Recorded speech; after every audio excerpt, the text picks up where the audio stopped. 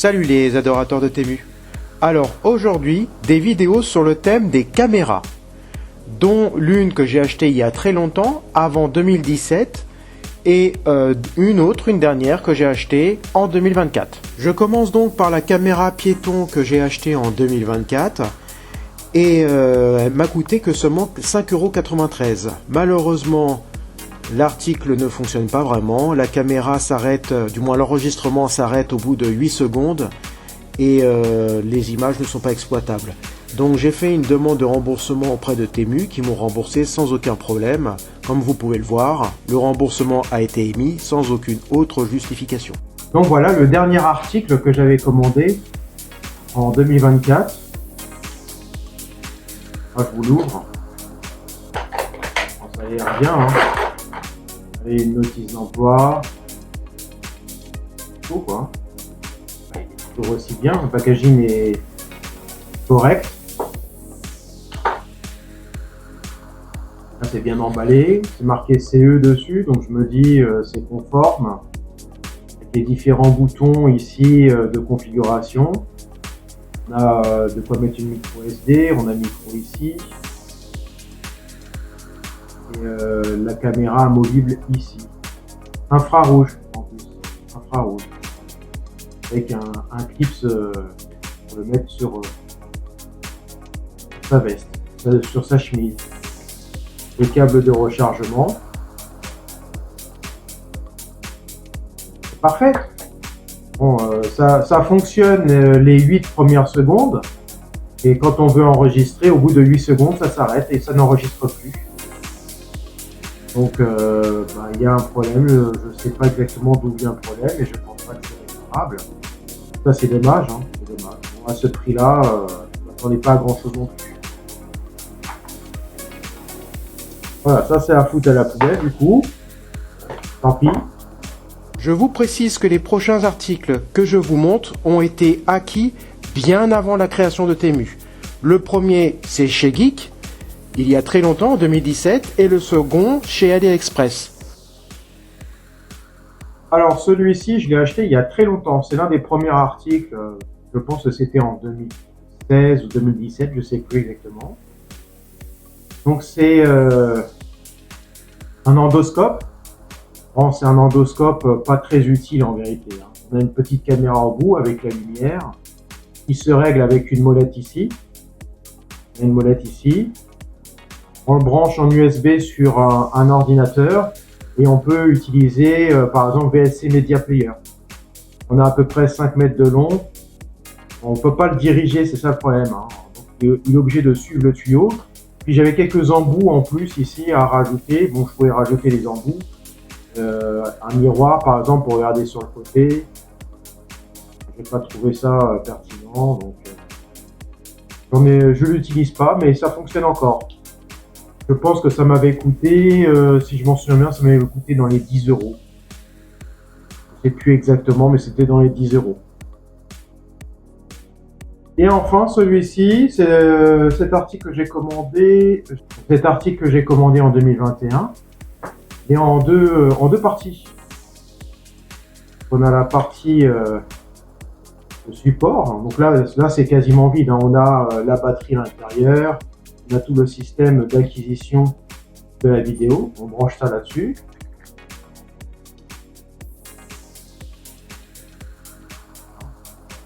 On branche ça là-dessus. On visse. Là, j'ai à peu près 5 mètres de long aussi. J'ai quelques embouts, Donc là, j'ai une caméra de front et une caméra sur le côté. J'ai 5 mètres de long. Donc j'avais cette partie-là, j'ai cette partie-là. Là, je l'allume. Et ça fonctionne parfaitement.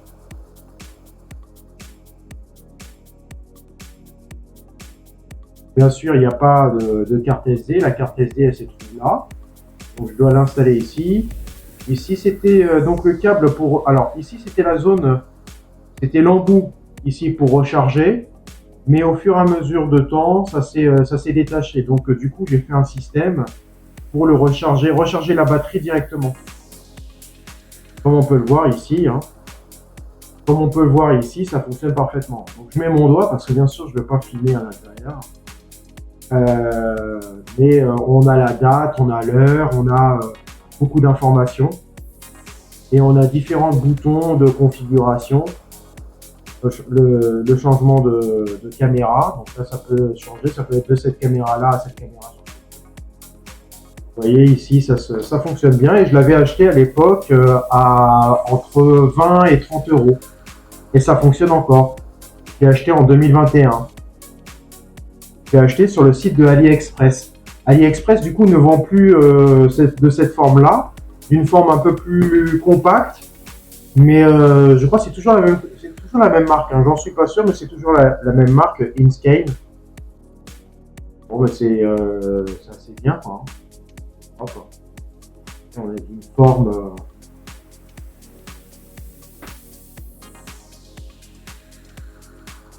On peut prendre les images, par exemple. On peut capturer les images, capturer la vidéo, changer la puissance de la lumière. Donc là, on va changer la puissance de la lumière. On peut changer position de caméra.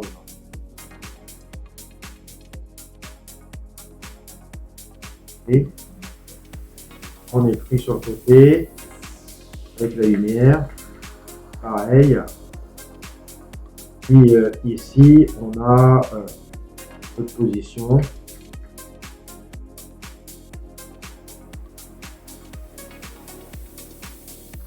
La caméra espion IP Wi-Fi m'a coûté que seulement 3,72 €. Mais malheureusement, j'avais pas réussi à le faire fonctionner à l'époque, donc j'ai demandé à ce qu'on me le rembourse. Mais à la finale, en cherchant bien sur internet, j'ai enfin trouvé un petit programme que je vais vous montrer maintenant, un petit programme que j'ai téléchargé et que j'ai installé directement dans mon téléphone. Et depuis, ça fonctionne parfaitement bien. Donc c'était juste une histoire de version d'application. Il faut installer une version très ancienne de l'application pour faire fonctionner cette caméra espion. Comme d'habitude, l'article n'est plus présent chez le fournisseur, mais vous avez des articles similaires en dessous qui sont exactement les mêmes en fait, hein, exactement les mêmes, de même catégorie et probablement avec le même problème. Mais en tout cas, moi je le trouve de très bonne qualité. La batterie, elle ne dure que à peu près 45 minutes. Et ma foi, une fois que la batterie s'arrête, une fois que la batterie n'a plus d'énergie, la caméra s'éteint. Et dès qu'on la rebranche, cette caméra, elle rallume et elle rediffuse directement les images. Elle n'a pas besoin de se configurer comme certaines caméras de vidéosurveillance qui a besoin de se paramétrer, de tester le matériel pour pouvoir réémettre des images. Là, celui-ci, cette caméra espion, dès qu'elle s'éteint et dès que vous le rebranchez pour le rallumer, elle renvoie les images tout de suite après. Pour configurer l'appareil, je vous conseille d'activer le Bluetooth et le Wi-Fi. Pour l'installation, je vous conseille de suivre la notice d'emploi, malgré qu'elle soit assez difficile à décrire et à comprendre. Je vous souhaite bon courage pour paramétrer et configurer l'appareil. Surtout ne perdez pas espoir, essayez plusieurs méthodes, plusieurs façons de procéder. En tout cas, c'est ce que j'ai fait. Et à la finale, j'ai réussi quand même à l'installer. Donc ça devrait être possible. Conclusion, la caméra IP espion à 3,72 € a été commandée le 3 décembre 2023. Et aujourd'hui, on est le 27 avril 2025 et elle fonctionne toujours et encore. Alors la batterie par contre elle ne tient plus, elle ne tient qu'une seule minute, hein, une minute ou deux c'est tout. Mais en tout cas elle fonctionne toujours et l'image est toujours autant parfaite. Si vous avez besoin de cette application, envoyez-moi un message dans les commentaires et je vous laisserai un lien Google Drive pour pouvoir la télécharger. Le prochain article, la caméra de vidéosurveillance Wi-Fi HD 360 à 7,02 €. Elle aussi pareil, hein, cette caméra fonctionne parfaitement. Je l'ai commandée le 1er décembre 2023 et elle continue encore à fonctionner le 27 avril 2025. Donc on voit que ce sont des articles qui sont pas de mauvaise qualité. Alors c'est vrai que le paramétrage a été assez difficile à effectuer. Ça, c'est une chose. Ça, je suis tout à fait d'accord que ça peut parfois rebuter beaucoup de monde à acheter ce genre d'article. Mais avec de la persévérance et de l'observation et de la persévérance, on y arrive. Hein. Vous connaissez la chanson maintenant, l'article n'est plus disponible par le fournisseur, mais vous en avez des similaires. Et je suis quasiment sûr que c'est exactement le même. Voilà à quoi ressemble l'interface. Comme vous pouvez le voir, il y a énormément de publicité. Au démarrage de l'application, vous avez déjà une publicité qui dure quelques secondes. Ensuite, vous êtes obligé de fermer la fenêtre pour avoir accès à la caméra. Mais avant, vous avez une publicité qui vous incite à vous abonner au cloud. Et ensuite, vous pouvez avoir accès à la caméra, donc en cliquant sur chambre, là, la fenêtre qui s'appelle chambre. Et peut-être qu'il n'y aura pas de publicité cette fois-ci. Mais ça peut être très très rapide. Par contre, c'est extrêmement rapide pour recevoir les images. Et extrêmement rapide aussi pour donner l'ordre de tourner, de mettre la caméra à tourner, ou d'allumer la lumière par exemple, ou de la redémarrer, ou de revisionner une séquence vidéo que vous voulez vérifier. Par l'intermédiaire de cet emplacement qui sert à mettre la micro SD. À côté, on a le bouton reset si vraiment la caméra n'est plus paramétrée correctement et complètement déréglée, ou vous n'arrivez pas à la paramétrer. Vous pouvez opter pour un adaptateur classique de rechargement de téléphone portable à 2 ampères maximum, ça suffira largement. Cependant, un petit élément à savoir, cette caméra ne comporte pas de batterie. Donc si vous coupez l'alimentation, il n'y a plus de flux vidéo qui sort. Par contre, une fois que vous remettez l'alimentation, il va falloir attendre un petit moment, le temps que la caméra se réinitialise. La notice d'emploi est relativement bien expliquée. En réalité, pour transmettre à la caméra vidéo l'identifiant de votre modem Wi-Fi et le mot de passe, vous devez le retranscrire dans l'application qui va le traduire en QR code, et vous mettez le QR code devant l'objectif de la caméra afin de transmettre l'information dans la caméra. Et ensuite, elle n'aura plus qu'à se connecter sur votre réseau Wi-Fi. Si ça ne fonctionne pas la première fois, n'ayez crainte, recommencez plusieurs fois et surtout faites preuve de patience.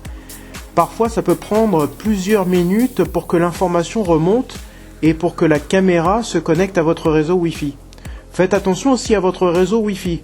Faites en sorte qu'elle se connecte avec un petit mot de passe, avec quelques lettres, quelques chiffres. Ne mettez pas de signes. Ne mettez pas un mot de passe plus long que 8 caractères. Vérifiez que votre réseau Wi-Fi soit suffisamment proche pour que la caméra capte bien ces ondes. Voilà, c'est terminé pour le thème des caméras vidéo. Donc je vous dis à une prochaine vidéo. N'oubliez pas de vous abonner, de liker, de commenter aussi. Ça va beaucoup m'aider. Ça m'aidera beaucoup et je vous remercie d'avance. Et donc à bientôt pour une prochaine vidéo.